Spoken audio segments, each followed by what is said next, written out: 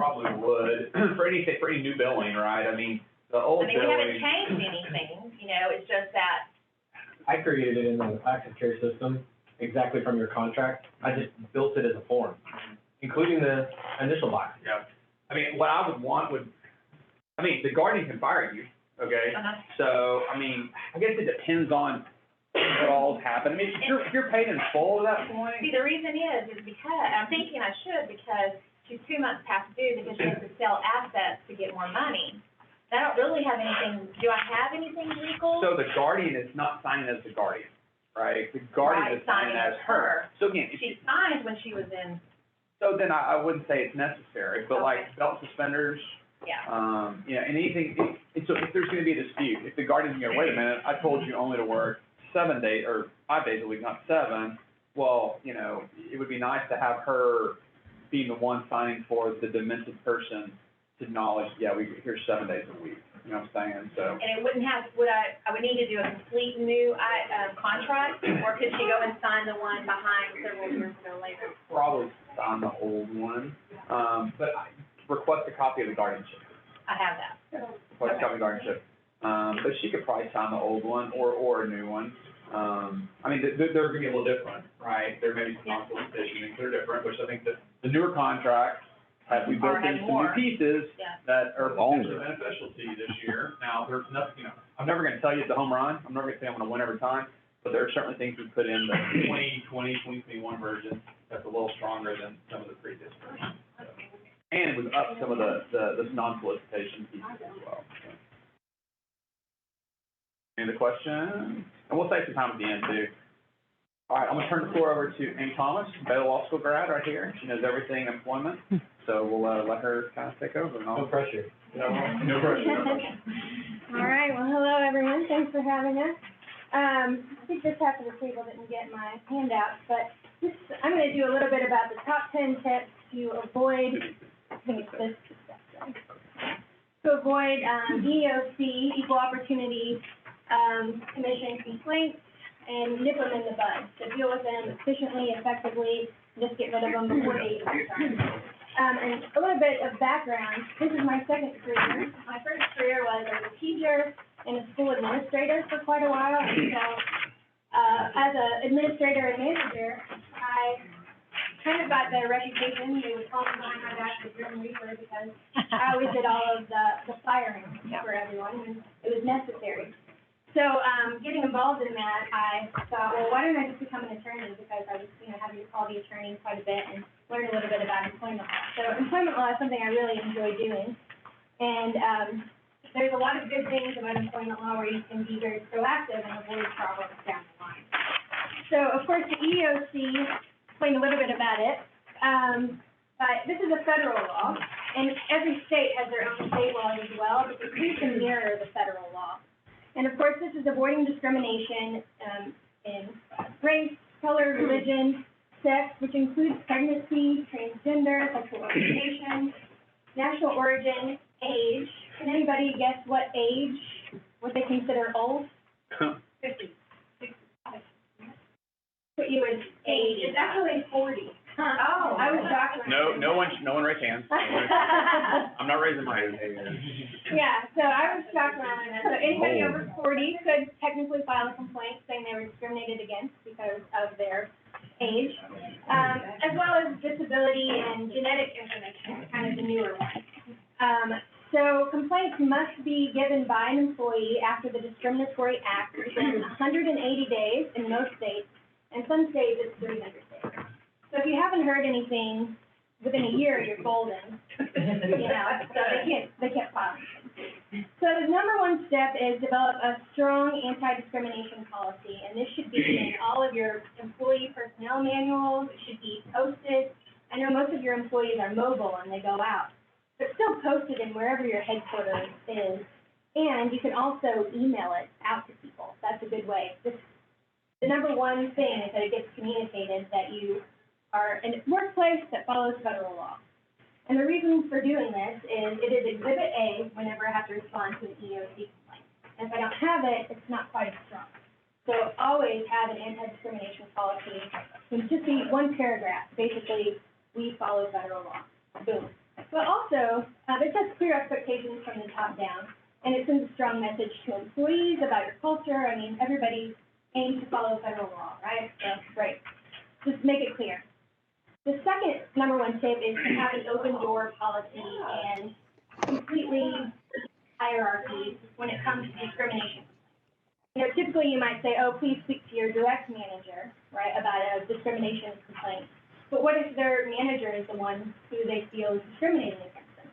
So have an open door policy and make it clear that they can come directly to the top if they have a complaint about discrimination. And another, that important reason for that is that it's always Exhibit B.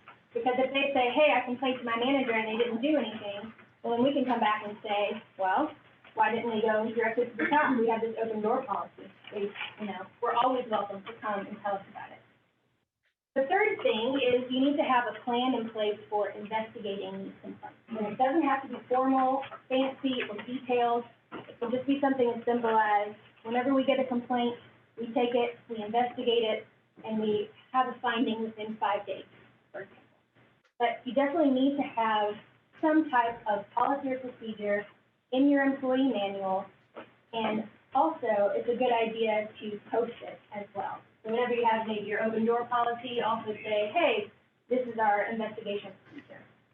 And again, that's Exhibit C, you have to respond to an EOC. And then of course the fourth thing, Brandon talked about it a little bit, document. If you give a verbal warning to an employee, always document it in writing. It can be in handwriting, it doesn't have to be formal. It can be an email to your management team, any form of writing. But just make sure that if you are warning employees, it's always written down. They don't sign it, is it still cool? Mm-hmm. Obviously, it's better to give them a written warning and have them sign it, but if we have the written warning, or we verbally talk to them, blah, blah, blah, but we don't have a signature from them, is it still kind of valid? Absolutely. And you can even document, Joe refused to sign, right? And there's a question about one of your points. Can you read that? I can't. Yeah, what's the best way to show this open door policy? Does it need to be signed off in orientation paperwork?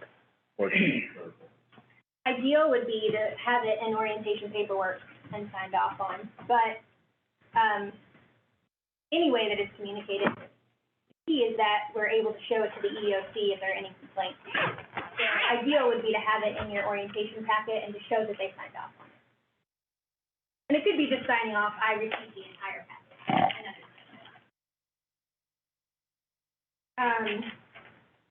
The fifth tip that I have is to make sure that your employees know their rights. And every state has a Department of Labor, and I know a lot of these shady companies try to sell you on like, these are, buy our pack for $50 of all your employment posters, but those are available for free online, so I recommend going to the Department of Labor and getting them. And then just check them once a year to see if there are any updates, especially in this era of coronavirus and changing employment laws and changing federal laws. Just make sure you update your posters every year, just print them off and just slap a new one up there.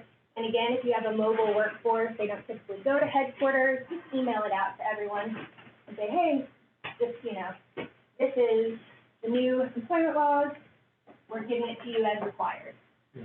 another question, how much does the open door policy need to be explained in paperwork? Can it just say open door policy, or do you have to have an explanation? I would say to define what the open door policy is about, and that's probably going to decrease. Definition, not really. Right. For example, don't come to me about time card issues, but come to me about if you have a discrimination complaint. So I would limit it to just discrimination or whatever you want to limit it to. But yeah, I would just define what the policy, what you are open to hearing about immediately.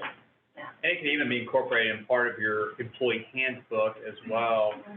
Or like if there's a signature sheet that acknowledges you got the employee handbook, you can even put, please be aware that any and all, discriminatory practices, open door policy, come and talk to me. You can define it in there. I mean, the most important thing is if you just tell one person and you have 50 employees and then one of the other 49, you just got to be reasonable, right? Just got to be consistent. As you bring in new people, right, have them sign it so all the new people have it. And then like when you do your monthly trainings or quarterly trainings, just mention that with this policy that you have, and there'll be enough people, you'll be able to establish that is what your course of dealing is. So. The number 6 complaint, or the number 6, tip I have is, of course, don't retaliate.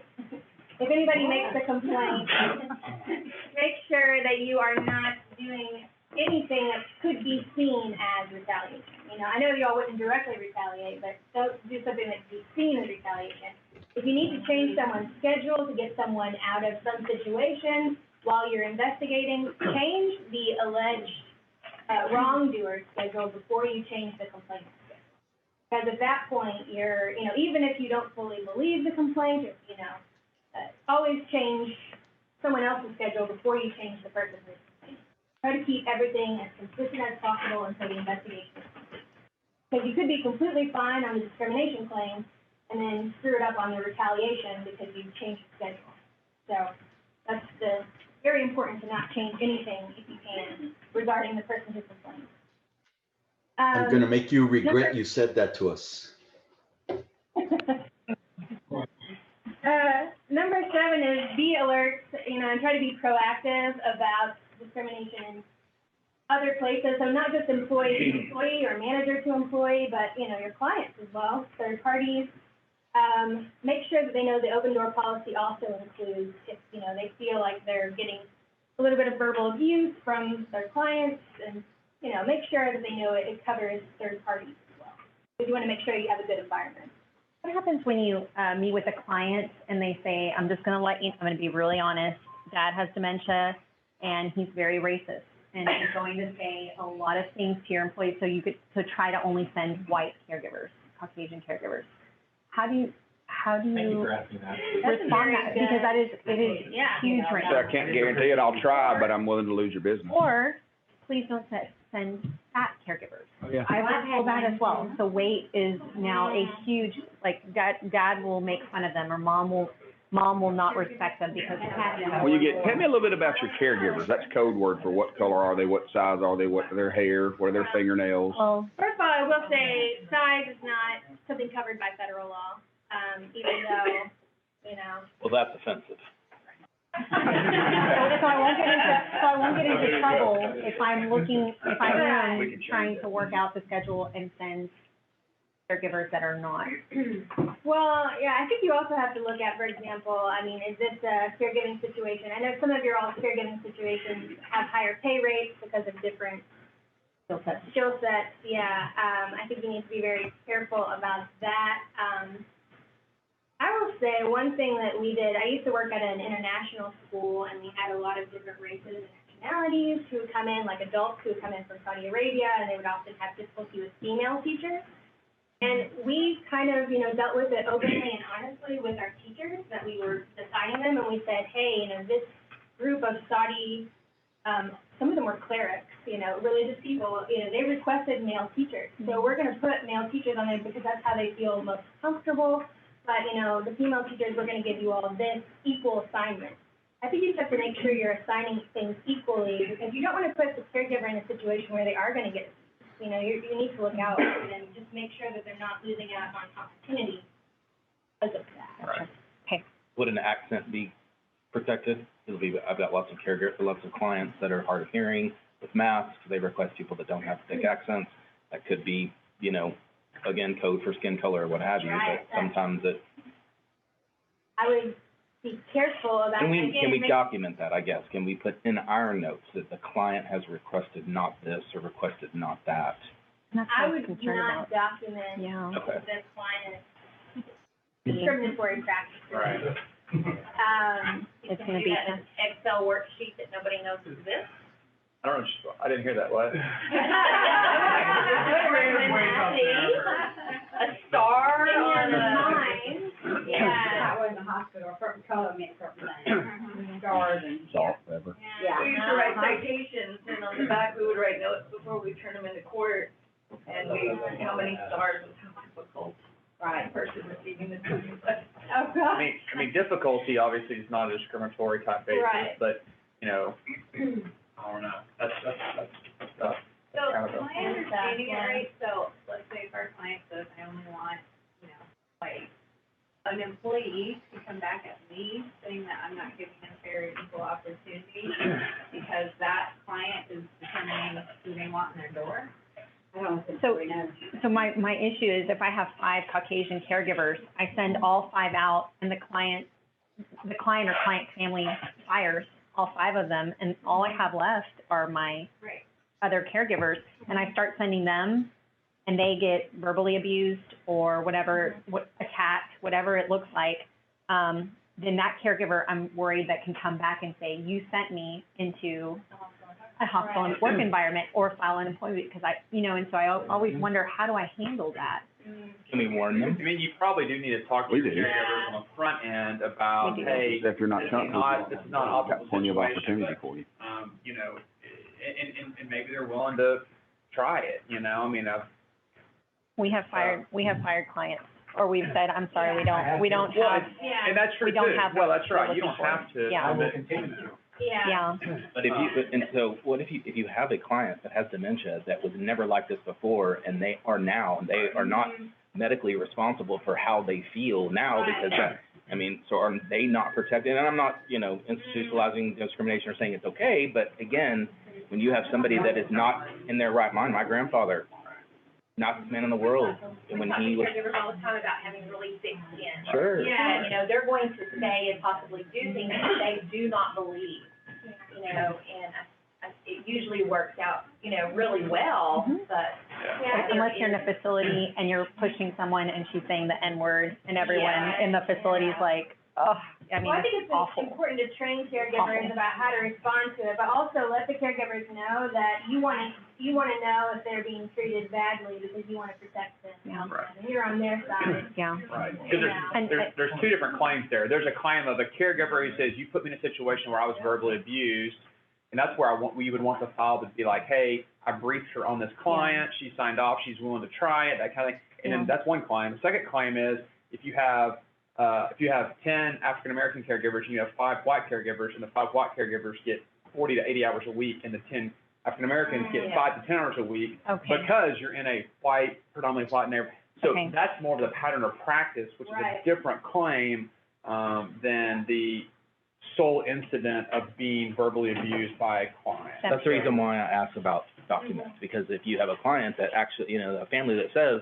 this is how they're going to be, if I document that and tell my caregiver, I will give you this job, but you may get this, so they're fully informed, Yep. Yeah. So how can they come back and say, well, you put me in a situation, I have to document that, so that's why I'm asking, if we don't document it, how do we have any proof that we told this caregiver or, what have you? Right. So you do document.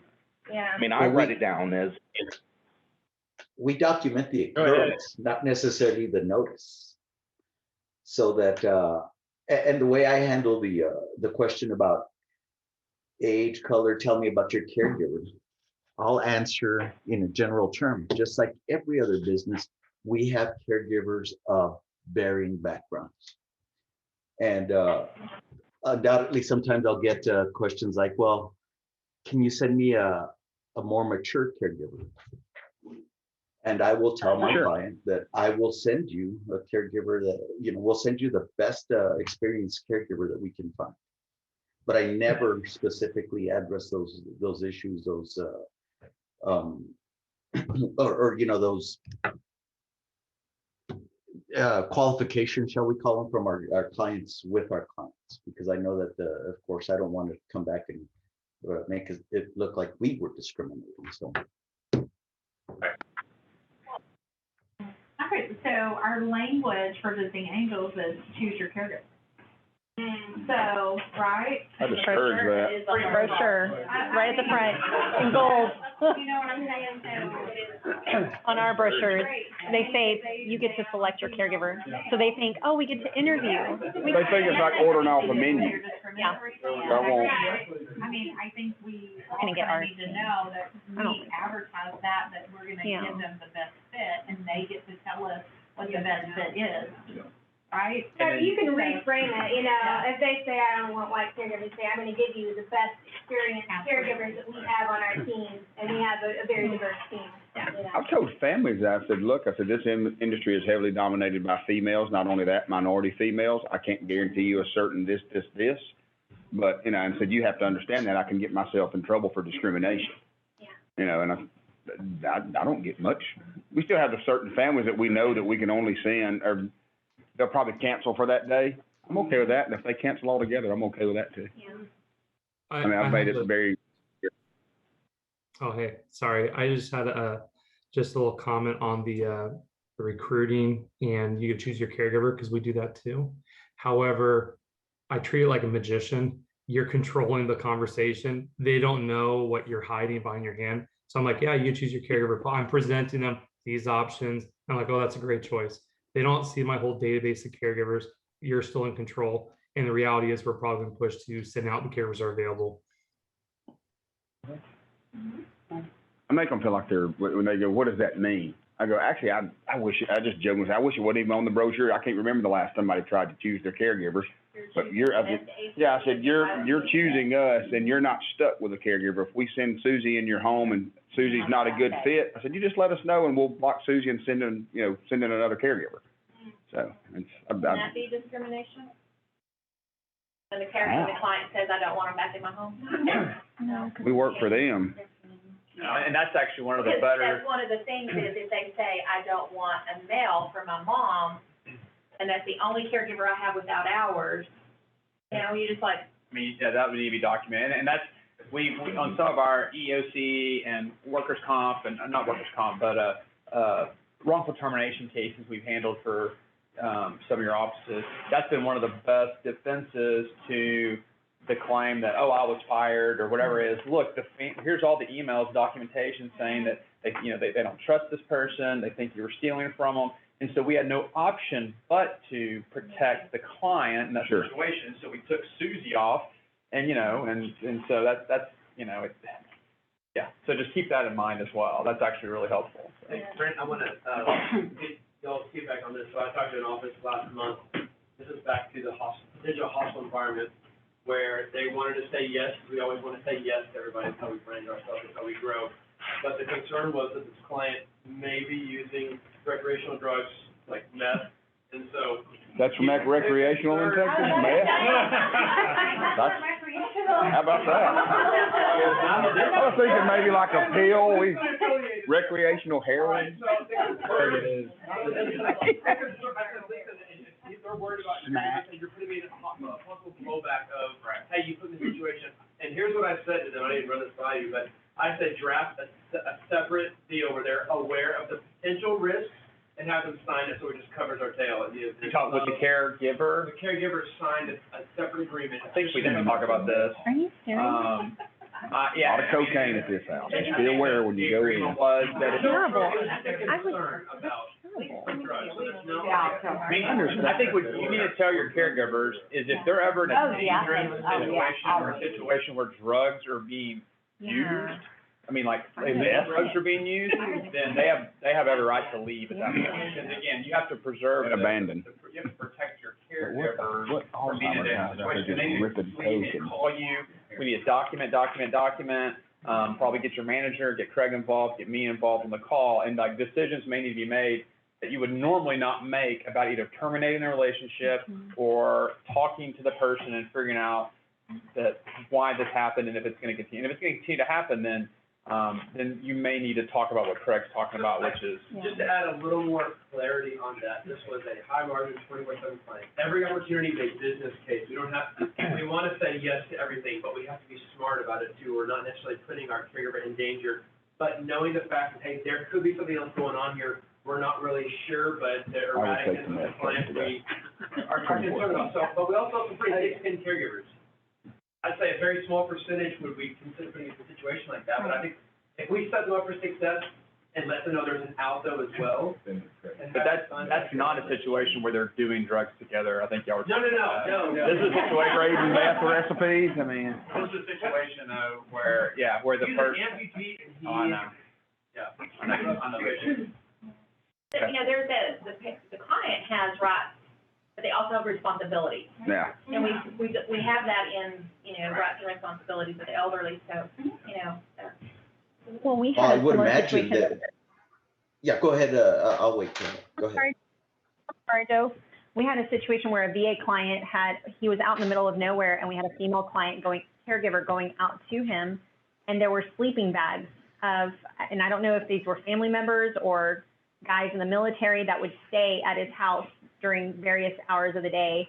And I went to do a supervisory visit, and I saw what she meant when she said, I don't feel comfortable being there, because I never know, are 5 guys going to walk into this house? I'm all alone. I'm in the middle of nowhere, and we have no cell reception. So we actually ended up terminating services with that client and talked to the VA about it. We were sending our caregiver into an unsafe situation. If they had that many people around Yeah, them, that then they they can have care care for him. Yeah.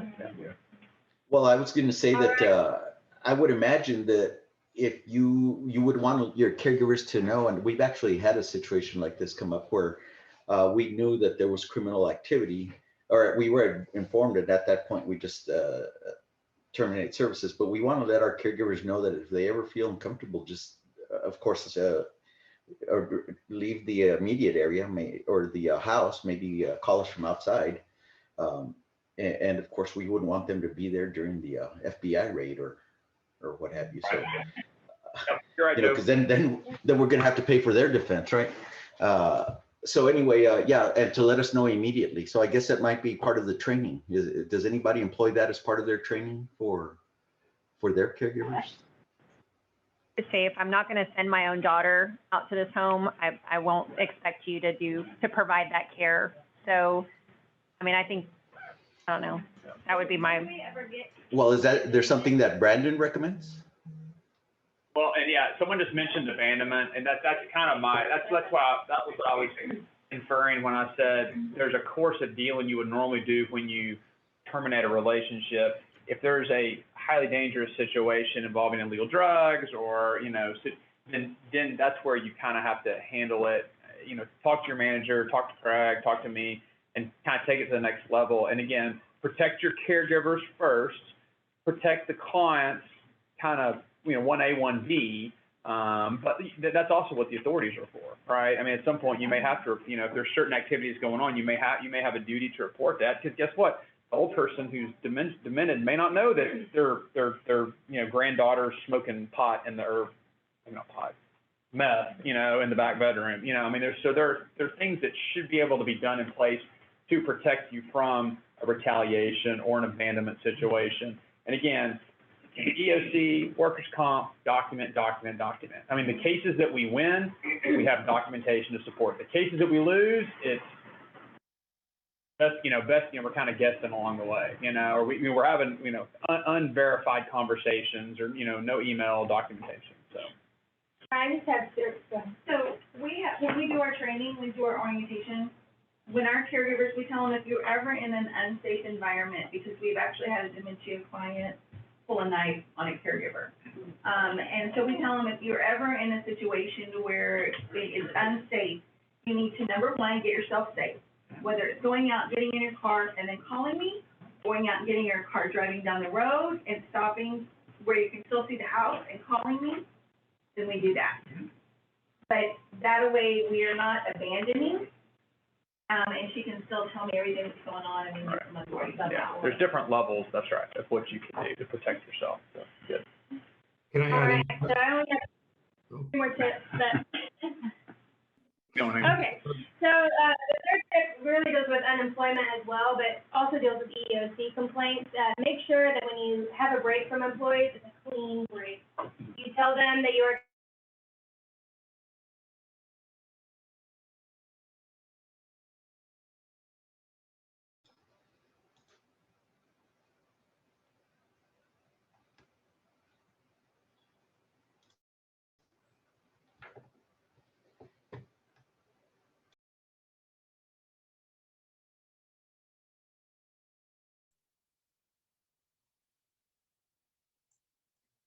I think we lost volume. We can't hear you.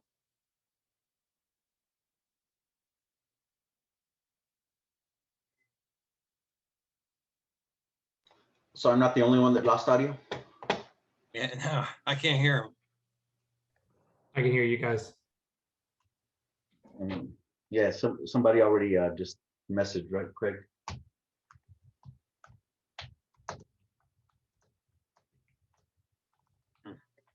What was your question, Jacob? Just, I guess while we're, you look like you were gonna ask a question. I don't know if they're frozen with their video, I don't interrupt them, but it was just, we did one of the best practices from corporate that had the acronym ANGEL, and one of it, the letters A stands for being an advocate, and that just meant they're going to advocate any change to the patient or anyone else. So we add that in our training. So if something's dangerous or it's not safe to be there, they're supposed to be letting us know. Too many people don't call and tell us that somebody has another agency they're interviewing or someplace is not safe.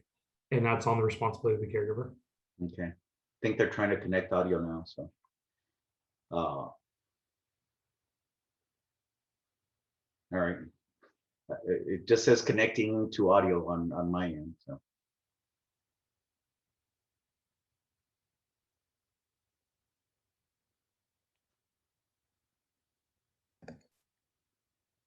Yeah, I see it too on mine. How about you, John?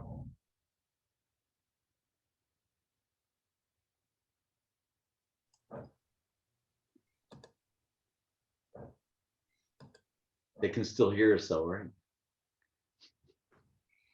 No, I'm pretty sure. Speakers are probably working. I don't know. Don't say anything derogatory. Yeah, we should make a lot of jokes about Craig.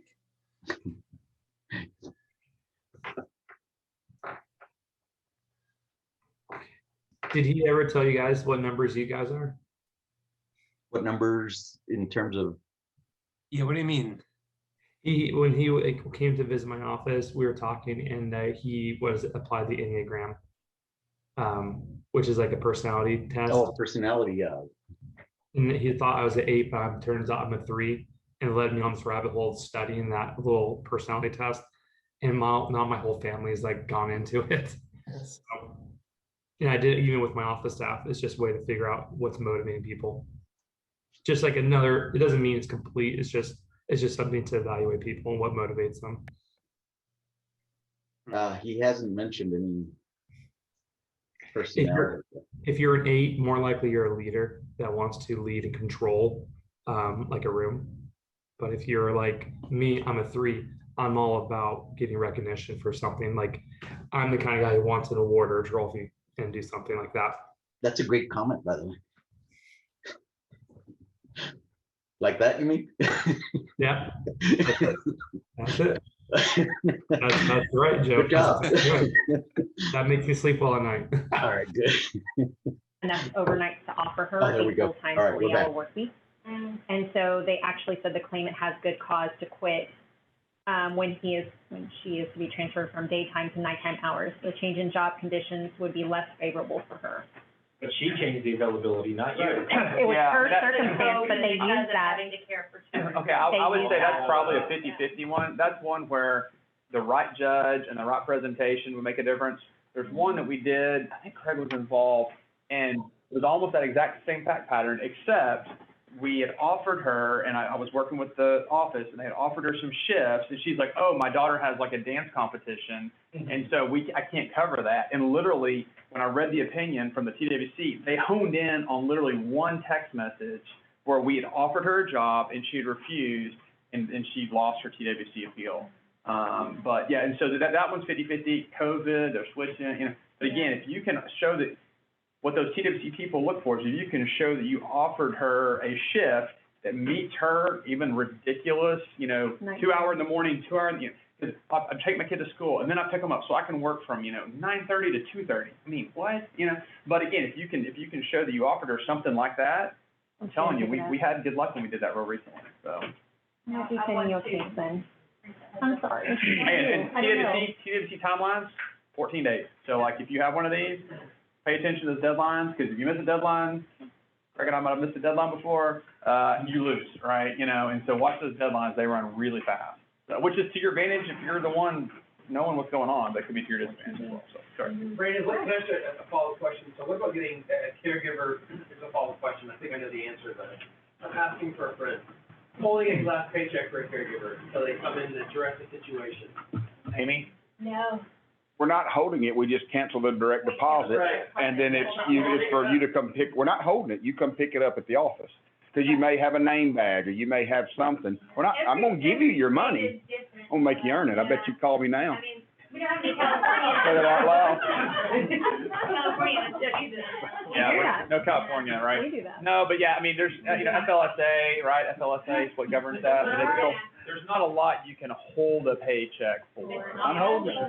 Well, we I'm can holding Put it. it in your policy and say, right, you put it in Your final orientation, say, paycheck. all your final paycheck is a paycheck. You have to come in and return the badge, See, I think that's where you lose when you say that. Okay, well, I You wouldn't have to come say. in, you have to come in and, physically pick up your check. right, but yeah. if it's a, Well, I mean, if they return the badge But or have all the Keep the badge, I documentation, don't care. we'll mail it to you. but again, I think if you make it contingent, Yeah. it's where you're probably violating FLSA. So just say, your final paycheck will be at the office to come pick up. That's probably Put that in fine. policy procedure, final pay, I mean, just Yeah, final cover paycheck. ourselves and just kind of add a little. I have people coming by every day. Huh? I have people coming by every day. Sometimes we will, they say mail it to me, nope, it'll get lost. You're gonna come in and I'm gonna inconvenience you just like you screwed over Miss Smith. If you tell them about it beforehand.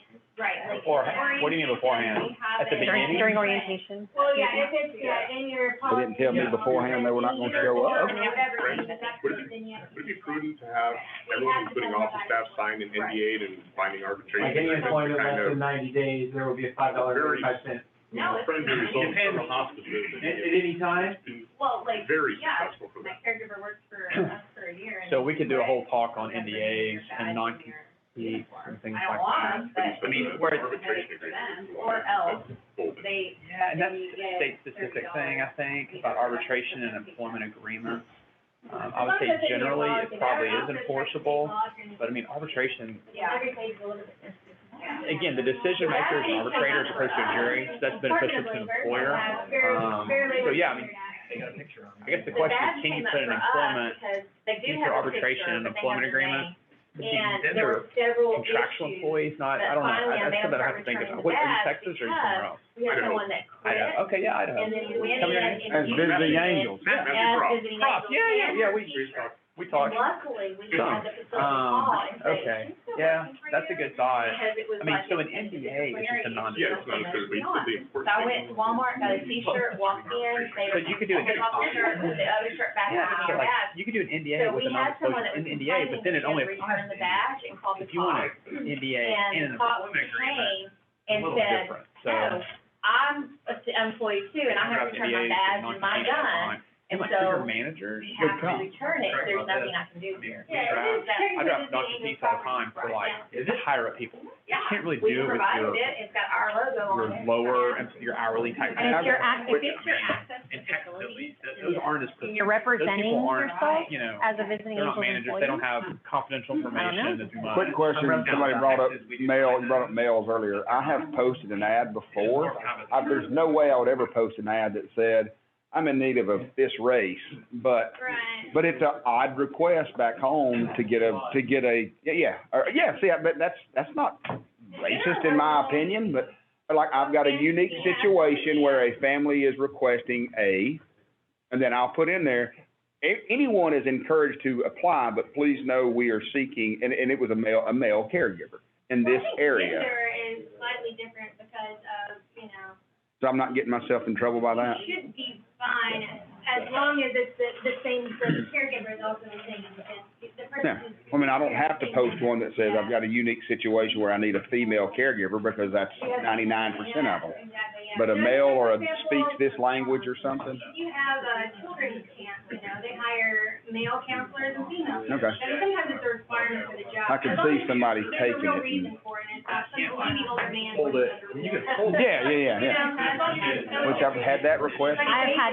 can you send an 18 to 24-year-old? I've had that, male to male client. I was like, we're not sending anyone. We're still looking for someone in your area. I had a young kid, he was 18, interview me. Paycheck is subject. Your the depression, like a wealthy neighborhood, like it was odd, like I was back up against the wall, didn't know he was gonna. Speak now, for holds a peace, unemployment. Hate it. Yeah, so if we recently had an EEOC. I think I worked with you Oh. in Indiana. There you go. Yeah. We won. We did.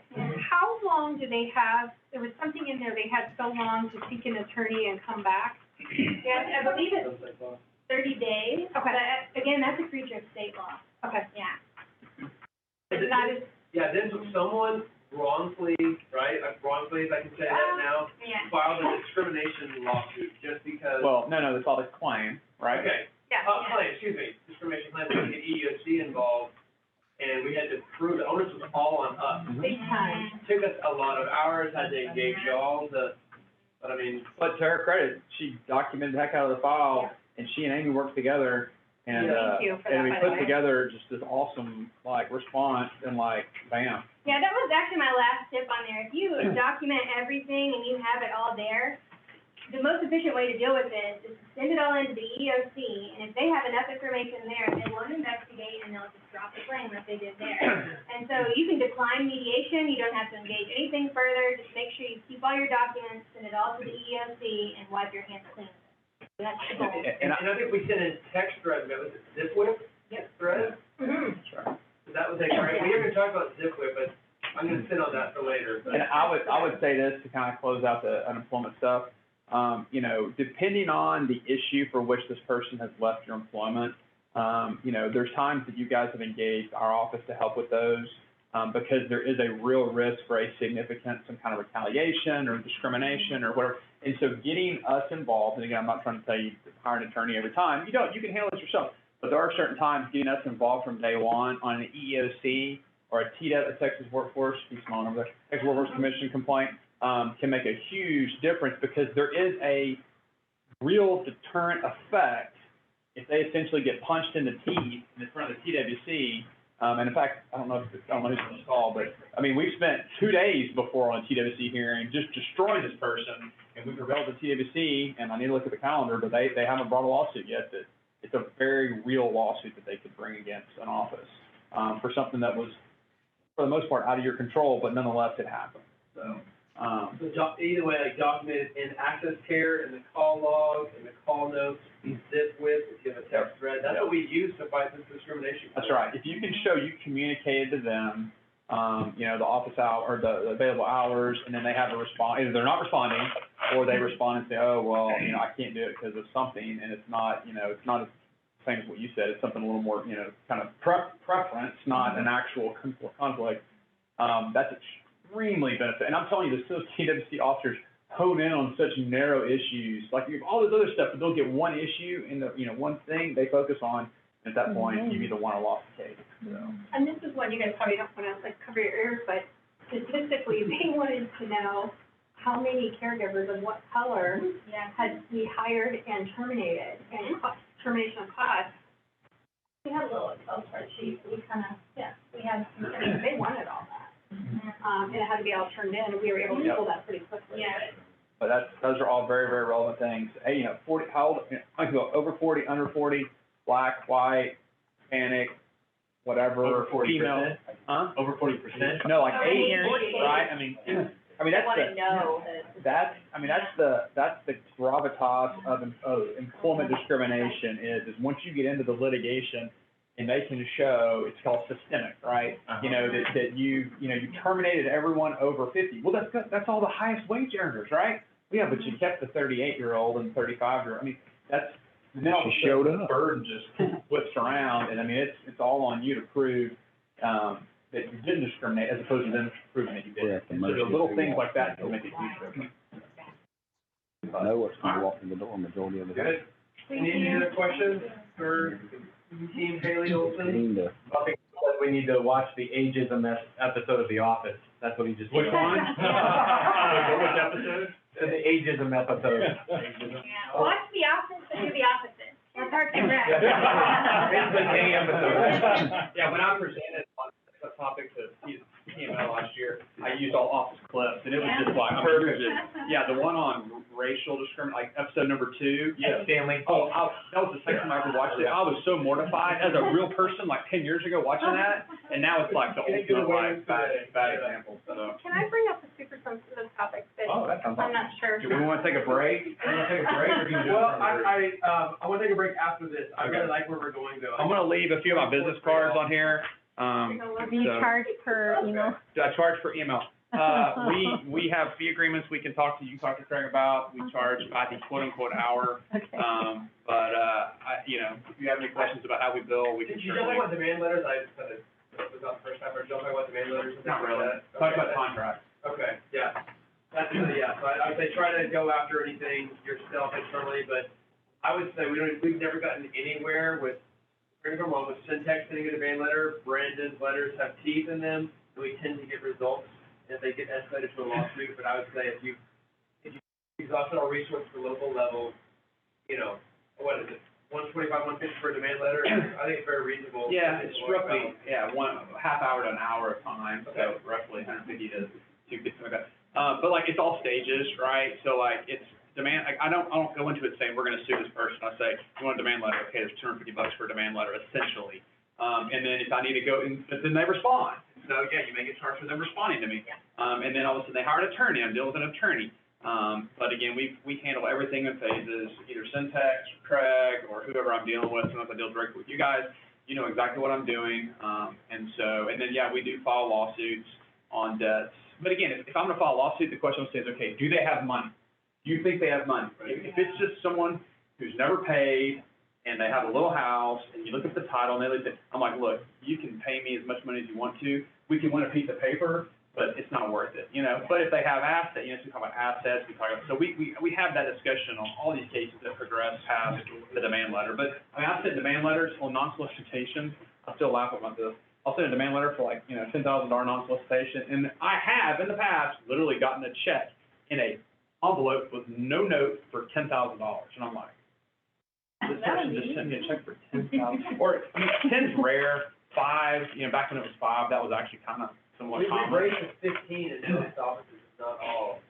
And It's so hard to get a caregiver to get to the state. Oh, wow. And we do pursue those around the nation. Yeah. Can we talk for a second about sexual discrimination? So we have a client and they specifically want a male or female. And we have a caregiver that, is transgender. And so, if they present as a female, if they were male, they present as a female. And I know the client only wants a female. That person is biologically male. Can we get in trouble with all that? Like if they find out the person is male and they said, you sent a male in here and it's What do a you mean female? almost male? The person's biologically male, they present as a female. Oh. They want a female. I learned to look at but they driver's They're biologically- identifying as a female Yeah. on their ID too? My ID said male and I didn't catch it. I sent her to a female facility. Well, ours, He's no longer with me. So what happened, how'd that play out? She's not with me. He's not with me How anymore. did that play out though? I didn't do it again. So he Someone sent me a video with her like smoking outside, and then someone else sent me a little text saying, I think he's a she or she's a he. I was okay, thank you. And now I start looking at driver's license, no matter what, I look at them. So It had male on there and I didn't catch it. Why does it no longer work for you, he or she? Oh, that's a long story, but she's just, But it he's was for gone. cause, not Sure, because. oh, yeah, Okay. yeah. But if they say No they're call, no show. female, and it's on their driver's license as a female, right, we're If they- okay. Right, if they transition, then yeah. But, I mean, It's so tough. they why does someone want the female caregiver? Is it because of bathing or other Yeah, sensitive a lot of issues? our, they Okay. they I have was to a be female bathed, facility. and it's tough, if they knew, Very hard. I think they would have a fit, but yeah, and I love this Like, person. But they're If it was my presenting grandma? as female, Yeah, right? my grandma would have a cow. Oh, yeah. But yet, this person's a great caregiver. That's tough. And I'm like, and we have to be really picky about where we send her. Her name's Dalton. And then people sometimes question, her name is Dalton Levi. She has spelled a male name, but I think on her license now it says female. Then legally she's female. Well, that's what I thought, but I'm just, like, it's such a weird, but we're still careful, because I know in some cases, we've had a couple people say, I think that's a male. And that is the It makes you primer look, for it makes you look like, I oh. mean, We have. Couldn't you just say, I don't know? Hey, I have a question. Go for it, Jacob. No, what was the main question about dealing with the transgender employee? Like, what was the concern or the question that was being asked? Because we had one in my office and I dealt with one before. It was a positive experience, but I'm just curious. I couldn't hear it that I well. was just, we could get into any trouble on either side, saying we're especially discriminating against her if we didn't send her somewhere, if I know the person was very much, I have to have a female, or on the other side, if a family finds out, is there anything they could come back to us on that? But the license says female. I'm less worried about the family, Yeah, the right. family coming after you when you can rely on Same government here, documents. yeah. I'm more Right. worried About about the other side of it. what do you do if you can't place this person because of this issue? Correct. And they say, well, this is, telltale discrimination. Correct. And that's where, again, you just gotta document your file, and you send him, her out, and they say, we're not comfortable with him or her, and then you send them, That's what we're Make doing. sure I you're just giving didn't them equal know. opportunity, yeah. I would Right. guess we're Just gonna be, the documentation. past year, we're gonna, the climate we're gonna have a ton more legislation about this going into. And big companies. So we're just Hey, Brandon. documenting everything at this point, I guess, on both sides. I just didn't Yeah. know that. That's a good I think it's good that you I share. just checked, Yeah. I think he it's really died good in that you share. I'm trying so hard, and they're a great caregiver. Like, Hunter, they're about Hunter, we got a judgment. tough situation. $100,000. Side note on the There's POAs, possible assets. which I learned out the hard way.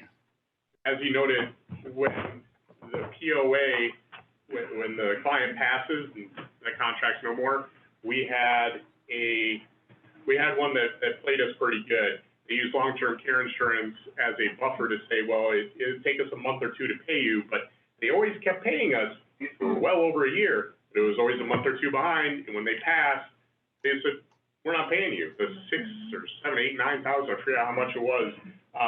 You gotta be kidding me. And they sat right there in the kitchen. They refused to sign as a responsible party. And it's worth noting, if you have someone who's a POA and they are refusing to sign as a responsible party, and then they delay a payment, that should be a huge red flag. I mean, it'll never happen to me again.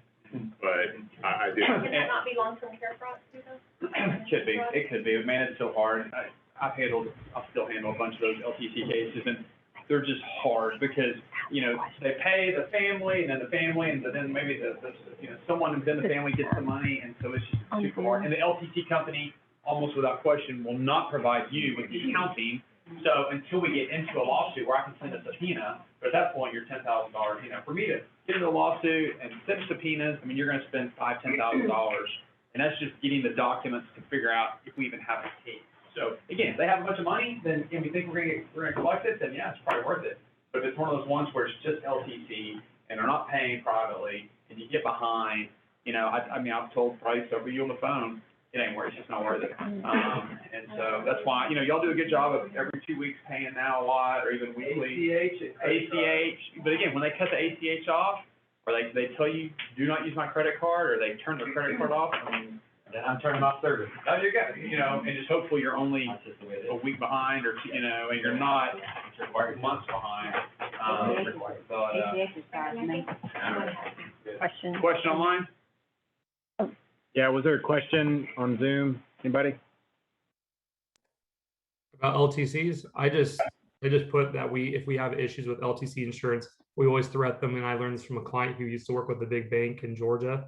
We just tell them we're gonna report them to the insurance commissioner, and they always comply. You can tell them that, but. Hey, if they get you to pay them, there's nothing wrong, you can do that. No, I mean, there's all kinds of insurance fraud going on. But you pay me to prove it, to collect the money, and we're talking about maybe 8 or 10 grand? People know how, when grandma dies, it's all about the money, right? Whatever they can do to not pay you, unfortunately, is what they do. And people who do that regularly know there's that sweet spot of how much money that they can owe, and it's just, you can't engage me, it doesn't make any sense, or any attorney, not just me. I mean, 20 grand, 30 grand, okay. But, $5,000 to $10,000, it's really hard unless we know we're gonna get paid to engage an attorney, so. All right. Thank you. Thank y'all. Thank you. Thank Thank you. you. Thank you for lunch as well. Appreciate it. Thank you for that. Thank you. All right, guys.